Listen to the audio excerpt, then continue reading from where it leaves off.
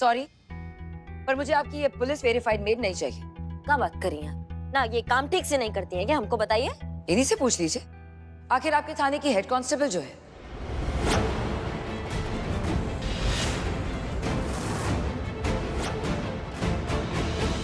आप लोगों को क्या लगा आप अपनी हेड कांस्टेबल को मेरे घर में मेड बनाकर भेजेंगे और मुझे पता भी नहीं चलेगा?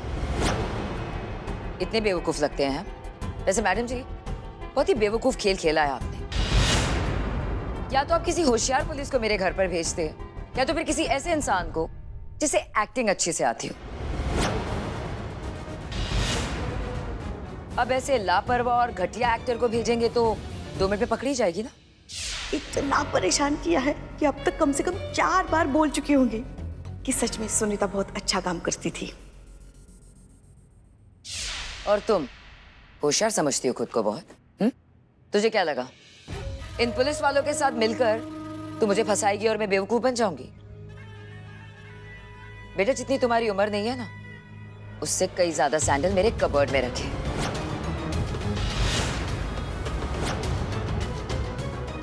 अब तू देख मैं तेरे साथ क्या करती हूँ। ना तुझे कमाने के लायक छोड़ूंगी, ना खाने के। और तुम लोगों को भी नहीं छोड़ूंगी। जिस तरह से तुम लोगों ने नाजायज ढंग से मेरे घर में घुसपैठ करने की कोशिश की है। तुम लोगों को दिन में तारे नहीं दिखाए ना, तो मेरा नाम भी चारुलता नहीं।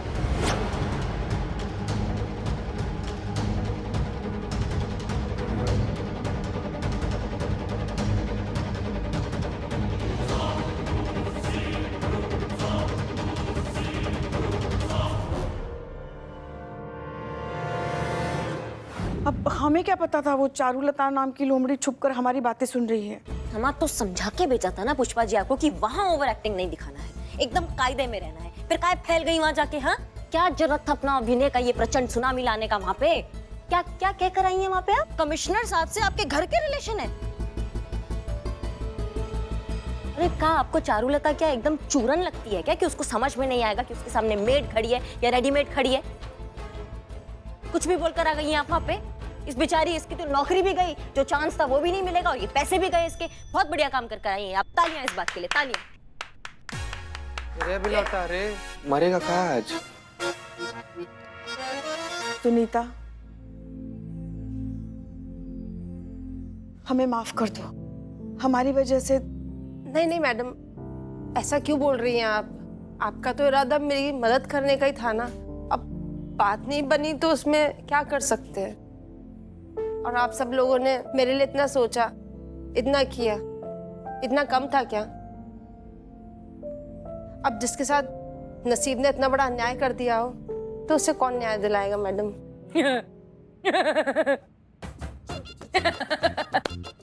क्या बात है सीना मैडम, उनका नौकरी पैसा सब चला गया और आप हंस रही हैं?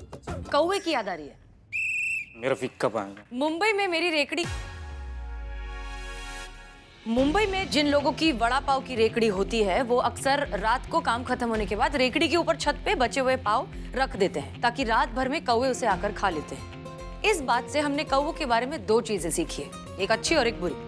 बुरी ये कि जब भूख लगती है ना तो कौवे एक दूसरे की चोंच से छीन कर भी खा लेते हैं। भूख के आगे, खाने के आगे कुछ भी नहीं, कोई भी नहीं। और अच्छी बात ये कि जब भी कोई एक कौवा मुसीबत में होता है और वो आवाज लगाता है तो शहर के सारे कौवे इकट्ठा हो जाते हैं उसकी मदद करने के लिए।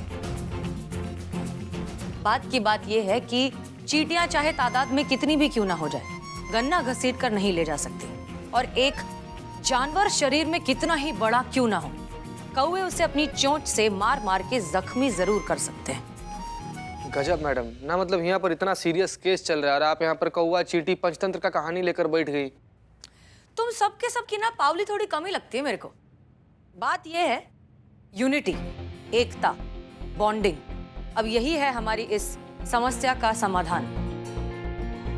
हमें अब इस चारुलता मेम साहब को समझाना होगा कि एकता की ताकत का जलवा क्या होता है। और ये होगा कैसे? वो मैं बताएगी नहीं, करके दिखाएगी। संतोष शर्मा, कल सुबह कैमरे के साथ रेडी रहना। जी मैडम सर।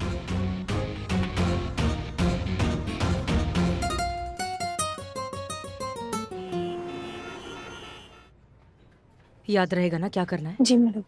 ठीक है। दे रही हैं आप? नहीं मैडम, मैं ये नहीं ले सकती। मैं ये सब पैसों के लिए नहीं कर रही हूँ, मैं ये सब सुनीता के लिए कर रही हूँ, जो कि हम में से ही एक है, मेरी बहन जैसी है। और ये सोचकर भी कर रही हूँ, आज सुनीता के साथ हो रहा है, कल मेरे साथ भी हो सकता है। आप शुरू कीजिए। क्या समझते हो अपने आप को? कहाँ की महारानी हो? 2 दिन से काम पर क्यों नहीं आई? मेरी माँ बीमार थी बीबी जी। हा, बड़ी आई माँ बीमार थी। अरे मर तो नहीं गई ना तेरी माँ? आप ऐसा कैसे बोल सकती हैं बीबी जी? अरे ऐसे कैसे क्या बोल सकती है? अरे रोज का यही नाटक होता है इन लोग का। कभी माँ बीमार हो जाती है, कभी बाप बीमार हो जाता है, कभी चाची टपक जाती है, कभी चाचा चल बसता है। अरे पानी का जैसा झूठ बोलते हो तुम लोग। बीबी जी आप ऐसा कैसे बोल सकती हैं? आंखें किसको दिखाती है रे? चिल्लाएगी ये मेरे पे? अब तू चिल्लाएगी मेरे पे? अरे आप ऐसे कैसे हाथ उठा सकती हैं इनके ऊपर? ऐसा उठा के दिखाऊं क्या तेरे पे भी? ये कैसे अंदर कर दी है? पुलिस वाली है तो किसी पे भी हाथ उठाएगी क्या? पुलिस वाली को इससे माफी मांगनी होगी। हाँ माफी मांगनी होगी। हाँ माफी मांगनी होगी। ए चुप! नहीं मांगूंगी मैं माफी किसी से। जो उखाड़ना है उखाड़ लो। हाँ चलो। ऐसे कैसे माफी नहीं मांगेगी? इनको माफी मांगनी होगी। हाँ इन्हें माफी मांगनी होगी। हम लोग पुलिस थाने जाएंगे। पुलिस की गुंडागर्दी नहीं चलेगी। नहीं चलेगी, नहीं चलेगी। पुलिस की गुंडागर्दी नहीं चलेगी। आप ऐसा कैसे बोल सकती हैं? अरे तू चिल्लाएगी मेरे पे? आंख दिखाएगी मुझे तेरी तो? अरे आप ऐसे कैसे हाथ उठा सकती हैं इसके ऊपर? इस पुलिस वाली को इससे माफी मांगनी होगी। हाँ माफी मांगनी होगी। क्या करे इस लड़की का? क्या है ये? हमको पहले ही पता था कि कोई ना कोई बवाल करके जरूर आएगी, कोई ना कोई कांड जरूर करेगी। क्या हुआ चटक चांदनी? कौन किया कांड? तुम की कांड और तुम्हारा कांड हम सबने देख लिया है। हमारा ही गलती है जो हमने तुमको बाहर जाने दिया। अच्छा वो पुलिस की गुंडागर्दी नहीं चलेगी, नहीं चलेगी। पुलिस की गुंडागर्दी नहीं चलेगी, नहीं चलेगी। हसीना मलिक माफी मांगो। मैडम हाँ चिकने। अरे का चिकने, बाहर भीड़ आया हुआ है, बवाल मचाया हुआ है वो लोग। हसीना मलिक माफी मांगो। हसीना मलिक मिल गया तुम्हारे कलेजे में ठंडक? एक और नया बवाल खड़ा करके हमारे थाने के लिए। माफी मांगो। हसीना मलिक माफी मांगो। हसीना मलिक हसीना मलिक। 1 मिनट शांति। शांत। हसीना मलिक हसीना मलिक माफी मांगो। हसीना मलिक माफी मांगो। हसीना मलिक माफी मांगो। अरे शांत हो जाओ, काय के लिए बम बम कर रहे? मतलब क्यों शोर मचा रहे हो? आप यही चाहते हैं ना कि हम आप सबसे माफी मांगे, लेकिन उससे पहले हम आप सबसे कुछ पूछना चाहते हैं। अगर हमने माफी नहीं मांगी तो क्या करेंगे आप लोग? पुलिस कमिश्नर तक जाएंगे, मुख्यमंत्री तक जाएंगे। जरूरत पड़ने पर घर घर की बहनों को इकट्ठा करेंगे और देश में आंदोलन करेंगे। और हसीना मैडम को माफी मांगनी पड़ेगी। माफी मांगनी पड़ेगी। माफी मांगनी पड़ेगी। माफी मांगनी पड़ेगी। माफी वाह क्या बात है! आखिरकार आप सबकी नारी शक्ति जाग ही गई। क्या कुछ नहीं करना पड़ा हमें आपके अंदर की इस दुर्गा को जगाने के लिए? जी हाँ, ये छोटा सा नाटक था आप सबको इकट्ठा करने के लिए।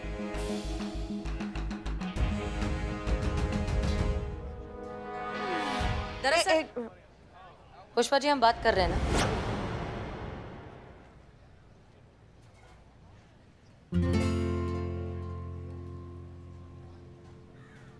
दरअसल बात यह है कि आज यहाँ आप सब ने इकट्ठा होकर ये दिखा दिया है कि एकता में कितनी ताकत है। आज आप सब यहाँ खड़े होकर इतने ताकतवर हैं कि एक थाने की एसएचओ को माफी मांगने के लिए आपने मजबूर कर दिया।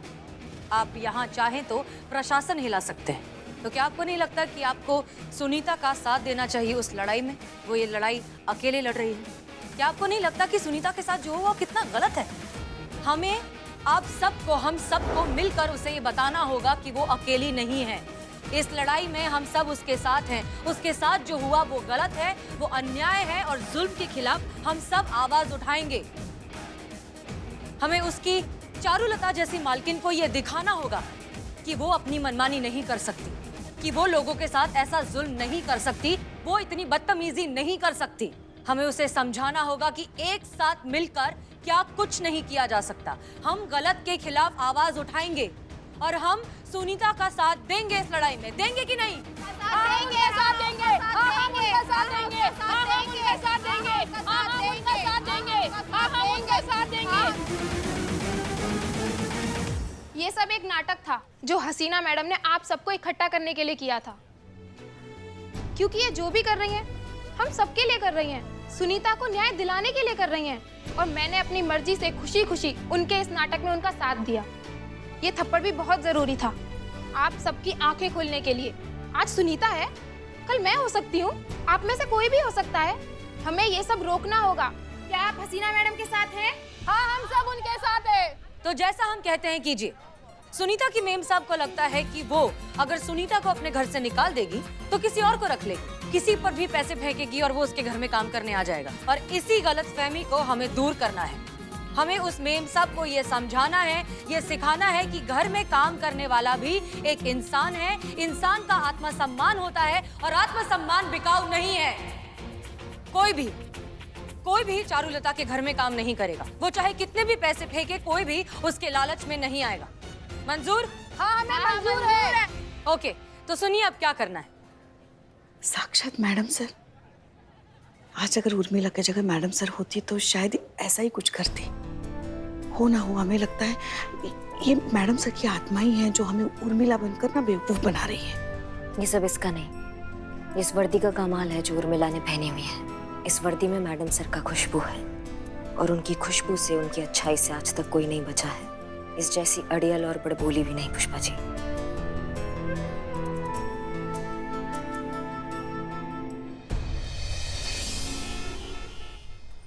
कम बेटा, लेट्स गो।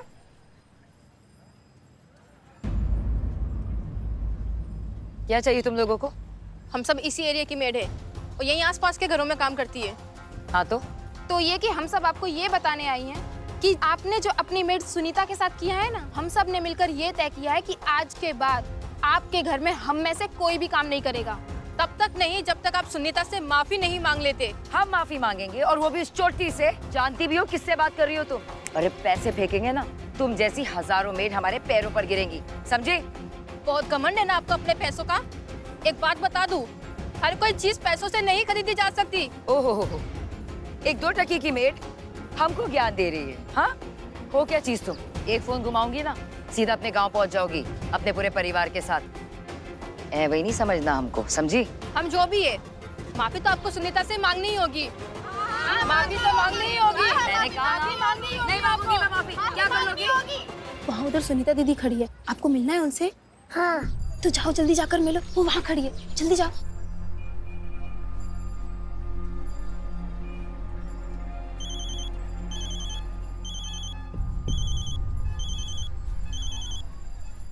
हेलो। हेलो चिकने, सुन, याद है ना क्या करने का है? का चिकने चिकने याद है हमको, बड़ा अच्छा तरीका से याद है क्या करना है। बच्चा है भाई, बिल्कुल 6 मीटर पहले ही टेम्पू को रोक देना है। भूल का कोनो गुंजाइश नहीं, हमको ठीक से याद है। हाँ डार्लिंग, मेरे को मालूम है, इसके लिए तो ये काम मैंने तेरे को ही दिया ना। अब समझा क्या? ठीक। मैंने कहा ना मैं कोई माफी नहीं मांगूंगी। माफी तो आपको मांगनी ही होगी सुनीता से, वरना क्या? पुलिस को फोन करेंगे ना, सबके सब अंदर हो जाओगी। चलो निकलो ऐसे, हटो। चल बेटा अंश। अंश, अंश, अंश कहाँ गया?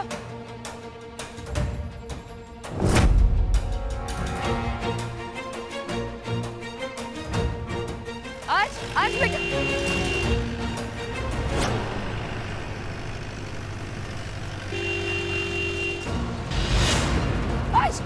माफी तो मांगनी पड़ेगी। दीदी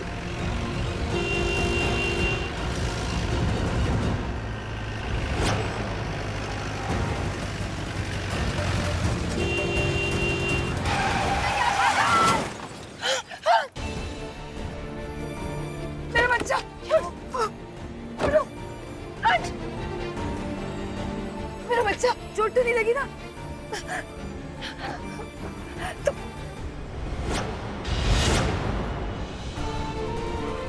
ये खून, तुम्हें चोट लगी है क्या? हाँ, दिखाओ मुझे।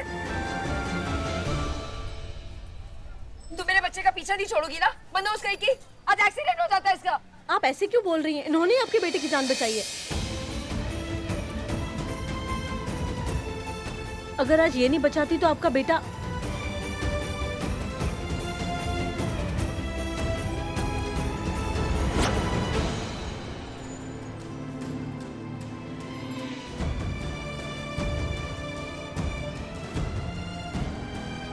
तुम चलो मेरे साथ। सुनीता को आज मैं यहाँ आप सबके सामने इसलिए लाई हूं ताकि आप सभी के सामने मैं इससे माफी मांग सकूं। इस बेचारी ने तो हमेशा अपना हर काम लगन और ईमानदारी से किया है, और बदले में हमने क्या किया? इस बेचारी को हमेशा धुतकारा, जलील किया, यहाँ तक कि अपने दोस्तों के सामने इस बेचारी की बेइज्जती तक कर दी। हम अपने किए के लिए बहुत ही शर्मिंदा है। हमें माफ कर दो सुनीता। नहीं नहीं मैडम, माफी मांगने की जरूरत नहीं है। आपको एहसास हुआ, यही बस है। देख लीजिए, एक तरफ आप हैं जो इनको अपमान करने का या इनके साथ अन्याय करने का कोई मौका नहीं छोड़ती है, और एक तरफ ये है जो अपना फर्ज निभाने का, अपना समर्पण देने का कोई मौका नहीं छोड़ रही हैं। अपनी जान की परवाह ना करते हुए इन्होंने आपके बच्चे की जान बचाई। अब बताइए कौन सा वेतन, कौन सा रकम, कौन सी तनख्वाह इनके जज्बे का कीमत चुकाएगी? बताइए, हमें समझाइए। सही कह रही हैं आप। सुनीता, तुमने अपने वो पैसे इतनी मेहनत से कमाए, हम पे भरोसा कर कर हमें जमा करने दिए, और बदले में हमने क्या किया? अपने अहंकार में आके तुम्हें सबक सिखाने के लिए, तुमसे अपना बदला लेने के लिए तुम्हें वो पैसे देने के लिए मना कर दिया। ये गलत है ना? आपके पास इनकी पगार है, लेकिन इनके पास आपके पूरे घर की जिम्मेदारी है। ये आपके पूरे घर को संभालती हैं, आपके परिवार को संभालती हैं, आपके घर के कोने कोने के बारे में जानती हैं जितना शायद आप भी नहीं जानती। तो क्या ये आपके फैमिली मेंबर जितनी इंपॉर्टेंट नहीं हुई? ऑफ कोर्स हुई। इसलिए आपका काम है कि आप भी उनका उतना ही ध्यान रखें जितना ये आपका ध्यान रखती हैं। मैडम सर, क्योंकि क्या है ना, जब भी आपकी जिंदगी में कोई भी समस्या आएगी तो आपके घर वालों से पहले, आपके रिश्तेदारों से पहले, आस पड़ोसियों से पहले ये आपके साथ खड़े होंगे चट्टान बनकर।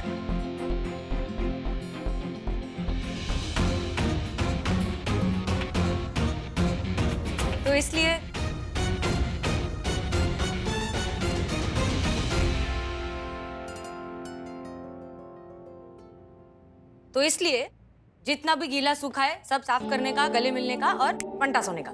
गिले शिकवे। हाँ, वेरी गुड। तो वो कीजिए, एक दूसरे के गले मिलिए और घर जाइए।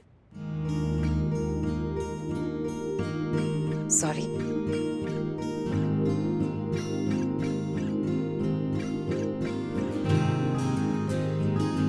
मैं आपसे भी माफी मांगना चाहती हूँ। अनजाने में आपको इतना भला बुरा कह दिया।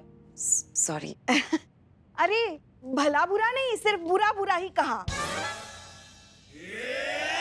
मगर वैसे हमें आपसे माफी मांगनी चाहिए क्योंकि हमने भी आपको बहुत परेशान किया ना, उसके लिए सॉरी। आपको सॉरी बोलने की कोई भी जरूरत नहीं है। आपने जो कुछ भी किया अच्छे के लिए किया। देखिए, अगर आप ये सब नहीं करती तो मुझे अपनी गलती का एहसास कैसे होता? वैसे मैं आप सभी का शुक्रिया अदा करना चाहती हूँ, और आप सभी लोगों के लिए ये तो बनता ही है ना।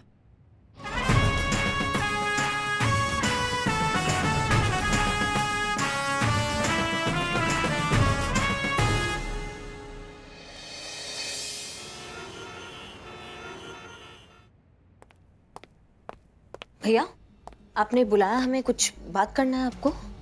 हाँ बहना, वो जो चाबी आपने हमें दी थी ना, हाँ, वो दरअसल बैंक लॉकर की निकली। पता किया तो पता चला कि वो बैंक लॉकर हसीना मलिक के नाम से है। इसलिए हम उर्मिला को अपने साथ ले गए और उसके जरिए लॉकर खुलवाया। जी, फिर? और उस लॉकर में से हमें ये मिला।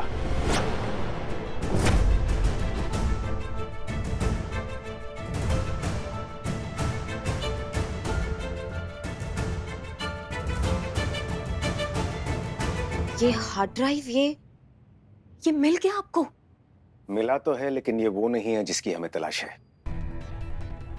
ना मतलब हम कुछ समझे नहीं। आपको कैसे पता कि जिसका हमको तलाश था वो ये नहीं है? क्योंकि हमने इसे चेक किया और ये पूरी खाली है। ऐसा कैसे हो सकता है भैया? अगर ये चाबी मैडम सर के लॉकर का है तो जाहिर सी बात है कि मैडम सर ने ही हमारे पॉकेट में ये चाबी रखी होगी, और ये मैडम सर ने चाबी तभी रखी होगी जब वो हमला हुआ था और ठीक मरने से पहले उन्होंने ये चाबी हमारे पॉकेट में रखी होगी भैया। तो ये हार्ड ड्राइव ये खाली कैसे हो सकती है? ये तो मैडम सर नहीं वहां पे। और भैया, सवाल ये उठता है कि किसकी इतनी पहुंच है? कि वो मैडम सर के लॉकर तक गया, हार्ड ड्राइव का अदला बदली किया? कौन हो सकता है वो इंसान? इन्हीं सवालों के चक्रव्यूह में हम भी उलझे हुए हैं बहना, कि आखिर ये सब क्या हो रहा है। इस नकली हार्ड डिस्क के चक्कर में हम वापस शून्य पर आकर खड़े हो गए हैं। हसीना जी के हथियारों तक पहुंचने के सारे रास्ते बंद हो चुके हैं। अब वो असली हार्ड डिस्क की हमारी आखिरी उम्मीद है। उस हार्ड डिस्क को किसी भी तरह ढूंढना होगा।